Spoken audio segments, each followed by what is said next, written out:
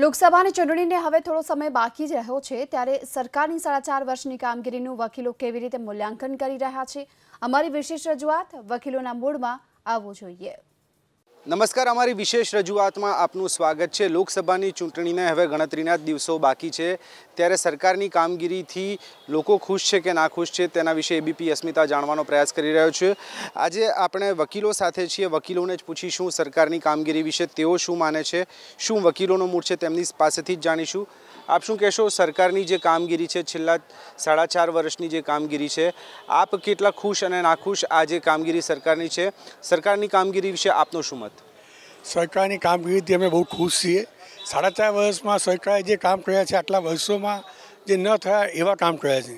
મોટાભાગના કામ તમે જુઓ તો ગરીબ અને મધ્યમ વર્ગના માણસોને સૌથી વધારે લાભ થયો છે।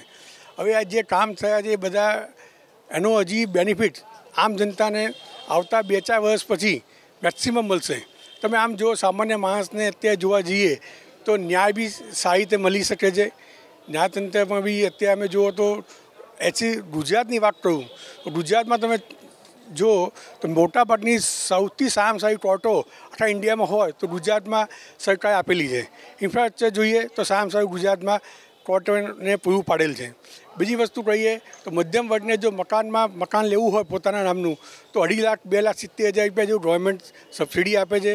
દરેક જગ્યાએ તમે જુઓ તો તમે લાભ લો તો સરકાર મોટાભાગે મધ્યમ અને ગરીબ માણસોને મેક્સિમમ લાભ આપ્યા છે અને આ 4.5 વર્ષમાં ગવર્મેન્ટે બહુ સારા કામ કર્યા છે અને અમે એવું વિચારીએ છીએ કે આવતા 5 વર્ષમાં આ જ સરકાર છે એવી અમારી શુભેચ્છાઓ છે। ખાસ કરીને આપ શું કહેશો, જે રીતની સરકારની કામગીરી છે, જે બદલાવ આવ્યા, જે નીતિ વિષયક બદલાવો આવ્યા, આપની દ્રષ્ટિએ ખરેખર સામાન્ય માણસના જીવનમાં કોઈ ફરક પડ્યો ખરો? ચોક્કસ ફરક પડ્યો છે અને ગઈકાલે જે મોદી સાહેબે ઇન્ટરવ્યૂ આપ્યો એમાં પણ એમણે 4.5 વર્ષ દરમિયાન એમણે શું કામકાજ કર્યા એના લેખાજોખા બતાવ્યા છે અને એનું પ્રતિબિંબ આવનારી લોકસભામાં પડવાનું છે અને મોદી સરકાર બહુમતીથી આવશે એ જગજાહેર છે અને સારા કામ કર્યા જ છે એમણે। ખાસ કરીને તમારી દ્રષ્ટિએ શું બદલાવ આવ્યો છેલ્લા 4.5 વર્ષમાં? જે જરૂરી બદલાવ હતા તેમાં શું બદલાવ આવ્યો જેનાથી લોકોના જીવનમાં ફરક પડ્યો? દરેક વ્યક્તિના જીવન ધોરણમાં ફરક આવ્યો છે। મોંઘવારી જે હતી એની જગ્યાએ અત્યારે હાલમાં મોંઘવારીમાંથી એમને મુક્તિ મળી છે અને બીજા ઇન્ફ્રાસ્ટ્રક્ચરના કામો, વિકાસના કામો મોદી સરકારે કર્યા જ છે સાહેબ।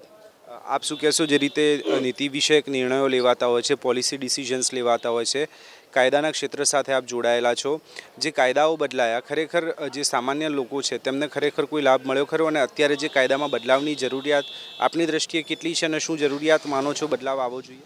અગાઉ જે સરકારની અંદર લોકો ભયના ઓથા નીચે જીવતા હતા અને બળાત્કારના કાયદાઓની અંદર જે કંઈ પણ પ્રકારના આમૂલ પરિવર્તનો લાવવામાં આવ્યા અને ફાંસીની સજા સુધીની જે જોગવાઈ કરવામાં આવી, એ રીતે જોઈએ તો અત્યારે સ્ત્રીઓ જે છે એ પહેલાં કરતાં વધારે સુરક્ષિત બની છે અને કાયદો હંમેશા જ્યાં સુધી સખત ન હોય ત્યાં સુધી સમાજની અંદર શાંતિ પ્રવર્તે નહીં। એટલે આ સરકારે એક એવો સક્ષમ કાયદો આપ્યો છે, કાયદાની અંદર નક્કર સુધારા કર્યા છે અને સુધારાને લીધે થઈને જનજીવન જે છે એ સુખમય બન્યું છે। શું બદલાવની જરૂરિયાત માનો છો? જે રીતે કાયદાની વાત કરવામાં આવે તો અત્યારે રામ મંદિરનો પણ મુદ્દો છે, ન્યાયાધીન છે, બીજી બાજુ લોકોની માંગણી છે કે રામ મંદિર બનવું જોઈએ। આપની દ્રષ્ટિએ કાયદાકીય પ્રક્રિયા અત્યારે જે રીતે ચાલી રહી છે, શું માનો છો સરકારની જે કામગીરી છે તેના બાબતે? રામ મંદિરની જ્યાં સુધી વાત છે એ વાત માટે હું એ બાબતે મોદી સરકારનો થોડોક એ બાબતે વિરોધ કરીશ કે રામ મંદિર નહીં તો મોદી નહીં। અને આ એક હકીકતની વસ્તુ છે કે જે દેશની અંદર જે હિન્દુસ્તાન તરીકે ઓળખાતું હોય એ જગ્યાએ જ્યારે રામનું મંદિર ન બની શકતું હોય અને માત્ર કોર્ટના આદેશને સુધીને રાહ જોવાનો પ્રશ્ન ઉપસ્થિત થતો હોય તો એ વખતે અધ્યાદેશ લાવીને રામ મંદિર બનાવવું જ જોઈએ મોદી સરકારે, અને તો જ એ સરકાર કદાચ શક્ય છે કે ટકી શકે। આપની દ્રષ્ટિએ ખાસ કરીને જે કાયદામાં સુધારની જરૂર છે, તમે શું માનો છો, કયા પ્રકારનો બદલાવ આવવો જોઈએ? કાયદામાં તો કયો બદલાવ આવવો જોઈએ નહીં સાહેબ, કારણ કે જે છે કાયદાકીય રીતે સારું થઈ રહ્યું છે।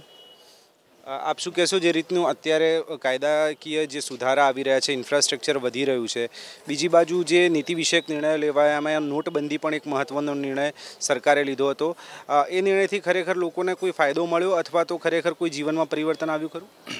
સામાન્ય અને મધ્યમ વર્ગના લોકો માટે સરકારે જે નિર્ણયો લીધા છે એ નિર્ણયો સરકારે દેશના વિકાસ અને દેશની અર્થવ્યવસ્થાને ધ્યાને લઈને લીધા છે। સરકારના નિર્ણયને અમે સંતોષીશ છીએ। આપ શું કહેશો, જે રીતે અત્યારે મહિલાઓ માટેના કાયદાઓ જે છે વધારે કડક થાય તે પ્રકારની માંગણીઓ હતી ને તે રીતે પણ કામ થયું છે. આપની દ્રષ્ટિએ મહિલાઓ કેટલી સુરક્ષિત વધુ બની? આપની દ્રષ્ટિએ શું સુધારાની હજુ પણ જરૂરિયાત છે માનો છો? જે સરકારે જે સુધારા કર્યા છે એમાંથી મહિલાના સુરક્ષિત કાયદા જ ઘડ્યા છે અને હજુ પણ એ ઘડશે એવી અમને વિશ્વાસ છે. ખાસ કરીને નોટબંધી જે છે એ પણ એક મહત્ત્વનું આખા દેશ માટેનું પરિબળ બની ગયો હતો. એક નવી વ્યાખ્યા ગુજરાતી વ્યાકરણમાં પણ જોડાઈ આ શબ્દને લઈને. જીવનમાં કેટલું પરિવર્તન આવ્યું ખરેખર લોકોના, અને આપના જીવનમાં શું ફરક લાગ્યો? ઘણો ફરક આવ્યો અને બહુ જ સારો નિર્ણય છે ને આવા નિર્ણય કરતા જ રહેવા જોઈએ, જેનાથી આખી જે સામાન્ય પ્રજા છે એને જે એના માટેની ઇકોનોમિક જે બળ છે એ મળી રહે. એ માટે જે એમને નિર્ણય લીધો છે એ સારામાં સારો છે. તમે શું કહેશો બેન, જે રીતે નોટબંધી હોય કે જીએસટી હોય, ક્યાંક ને ક્યાંક વેપાર ધંધાને અસર પડી? વકીલ આલમની જો વાત કરીએ તો આ જે નિર્ણયો છે તેનાથી કેટલું પરિવર્તન આવ્યું માનો છો? સારો પરિણામ આવ્યો છે અને બધા જે આગળના યુગમાં બી બધાને સારું એનું બેનિફિટ મળશે એવું અમે આશા રાખીએ છીએ. આપ શું કહેશો, જીએસટી જે રીતે લાગુ કરવામાં આવ્યો, જે ટેક્સેશનનો આખો સ્લેબ બદલી નાખવામાં આવ્યો, તેનાથી વેપારી વર્ગ હોય કે અન્ય વર્ગ જ્યારે અસીલ તરીકે વકીલ પાસે આવતા હોય છે, શું તફાવત જોવા મળી રહ્યો છે? ઉપરથી વેપારી વર્ગને ફાયદો થયો છે. અમે જોઈએ કાયદાના, અમે લોકો વર્ષોથી અભ્યાસ કરતા અમને ખબર છે કે અગાઉ ટેક્સના એટલા બધા હતા કે 25-30 જાતના ટેક્સ ભરવા પડતા હતા. હવે તમે વિચાર કરો કે 40, 50, 60, 65% ટેક્સ એક વસ્તુ પર હતો પહેલાં, અલગ અલગ પ્રકારના. આ ગવર્મેન્ટે જીએસટી લાવીને એક જ ટેક્સ કરી નાખ્યો. તો વિચાર તો 3 સ્લેબ છે અત્યારે, 5, 12, 18 અને 28. 28માં ઘણા બધા સ્લેબ 12 સુધી લઈ આવ્યા છે અને ઘણી બધી વસ્તુમાંથી ટેક્સીસ ઓછા કર્યા છે. આમ જોવા જઈએ તો સામાન્ય માણસને લાંબે ટાઈમે ઘણો બધો ફાયદો થયો છે અને હજી બી થશે. જે આનાથી મેઇન વસ્તુ એ જ છે કે તમે વિચાર કરો કે નોટબંધી હોય, જીએસટી હોય, કે જેનાથી જે લોકો અત્યારથી દેશના અર્થતંત્ર સાથે જોડાયેલ નહોતા, જે લોકો ટેક્સીસ નહોતા ભરતા, તમે આજથી 4 વર્ષ પહેલાં 3 કરોડ માણસ ઇન્કમટેક્સ પે હતા. આ નોટબંધીને જીએસટી પછી તમે જુઓ તો 6.67%, એટલે ડબલ જેવા સમથિંગ માણસો ઇન્કમટેક્સ ભરતા થયા છે. હવે નવી પેઢી છે ને એ 1 નંબરના પૈસાને 1 નંબરના કામ કરવા માટે રસ ધરાવે છે. 2 નંબરના જે કામ જૂના થતા હતા આ બધા કામથી બધા બંધ થવા માંડ્યા છે. ધીમે ધીમે એ લોકોને તકલીફ છે, જે લોકો 2 નંબરના કામ કરે છે એને જ આ બધી નડે છે. તમે શું કહેશો, જે નિર્ણયો લેવાયો જીએસટી અને નોટબંધી, બંને નિર્ણયોને આપ કઈ રીતે મૂલવો છો? નોટબંધી એ તો મોદી સરકારે એવું કીધું છે કે ભાઈ અચાનક નિર્ણય નથી લીધો. એનું હિન્ટ 1 વર્ષ પહેલાં જ મોદી સાહેબે આપી દીધેલું હતું કે 1 વર્ષ પહેલાં જે વ્યક્તિ જોડે કાળું નાણું હોય એ લોકો જાહેર કરી દે તો એ લોકોનો ફાયદો થશે. અને જે લોકોએ કાળું નાણું જાહેર નથી કર્યું એ લોકોને નોટબંધીની અસર પડી છે. જ્યારે જીએસટીમાં સરકારે જે કંઈ પ્રોબ્લેમ હતા એ વેપારી જોડે બેઠકો કરી અને જીએસટીના સ્લેબમાં અરુણ જેટલી સાહેબે બી ખાસો એવો ઘટાડો કરી દીધો છે. એ 18% સ્લેબને 12% સ્લેબ સુધી લાવ્યા છે અને હજી એમાં વિચાર કરશે મોદી સરકાર, એવી અપેક્ષા રાખીએ. આપ શું સુધાર ઈચ્છો છો? ખાસ કરીને જે નોટબંધી અને જીએસટીનો મુદ્દો છે, સાથે અન્ય પણ મુદ્દાઓ છે જે સીધા લોકોને સ્પર્શે છે. આપની દ્રષ્ટિએ સરકાર પાસેથી વધુ કયા કામની અપેક્ષા હતી જે હજી સુધી પૂર્ણ નથી થયા? જરૂરી તો એ હતું કે જ્યાં સુધી જ્યુડિશરીનો પ્રશ્ન છે ત્યાં સુધી અમુક કોર્ટ્સ એવી છે કે જેની અંદર વકીલોની વ્યવસ્થા સચવાતી નથી. હાલ અત્યારે નવું ઇન્ફ્રાસ્ટ્રક્ચર અમને આપવામાં આવ્યું છે અને ત્યાં અમને સેટિસ્ફેક્ટરી બેઠક વ્યવસ્થા પણ આપવામાં આવશે એવી અમે સરકાર પાસે પણ અપેક્ષા રાખીએ છીએ. અને ખાસ કરીને જોઈએ તો ધોળકા જેવા સામાન્ય નાના ડિસ્ટ્રિક્ટની અંદર એક જ સરકારી વકીલની ફાળવણી કરીને આખી કોર્ટ માત્ર એક જ સરકારી વકીલની દયાએ દર સોમવારે ચાલે, આ પ્રકારની જે ઘટ પડે છે સરકારી વકીલોની, એની પૂર્તિ કરવી જોઈએ. અને જ્યુડિશરીની અંદર પણ શક્ય હોય ત્યાં સુધી જે જગ્યાએ જે પ્રાંતોની અંદર મેજિસ્ટ્રેટ સાહેબો અને સેશન્સ જજ સાહેબો નથી તે જગ્યાએ પૂરતા પ્રમાણમાં તેમની વ્યવસ્થા કરવી જોઈએ. ખાસ કરીને ડિસ્ટ્રિક્ટ કોર્ટ હોય કે હાઈકોર્ટ હોય, જજોની જે સંખ્યા છે તે આજે પણ ખાસી એવી ઘટ જોવા મળે છે. હાઈકોર્ટની અંદર પણ જે સેન્કશન સ્ટ્રેન્થ છે તેનાથી લગભગ અડધા સ્ટાફથી કામ ચાલતું હોય છે. આપ કઈ રીતે જુઓ છો, ન્યાયપાલિકામાં જે ન્યાયિક પ્રક્રિયા છે તેમાં કેટલી અસર પડે છે જ્યારે કેન્દ્ર તરફથી આ બાબતે જરૂરી નિર્ણયો ન લેવાતા હોય? આમાં કેવું છે કે ન્યાયતંત્ર અને સરકાર બેના કામ વચ્ચે બહુ ડિફરન્સ હોય છે. ન્યાયતંત્રનું કામ છે જ્યુડિશરીની અંદર જે વ્યવસ્થા તંત્ર ધ્યાન રાખવાનું, એપોઇન્ટમેન્ટ કરવાનું, બધું કામ એમને કરવાનું હોય છે. સરકારનું કામ છે ફાઇનાન્શિયલી પૈસા પૂરા પાડવાનું અને જે બી એમને ઇન્ફ્રાસ્ટ્રક્ચર જોઈતું હોય એ પૂરું પાડે છે. અમે લોકો જોઈએ ઘણા વર્ષો પછી આ સરકારે ઘણા બધા પૈસા જ્યુડિશરીને આપ્યા છે અને હજી બી આપે છે અને નવી કોર્ટો બનતી જાય છે. અને હજી બનતી જશે.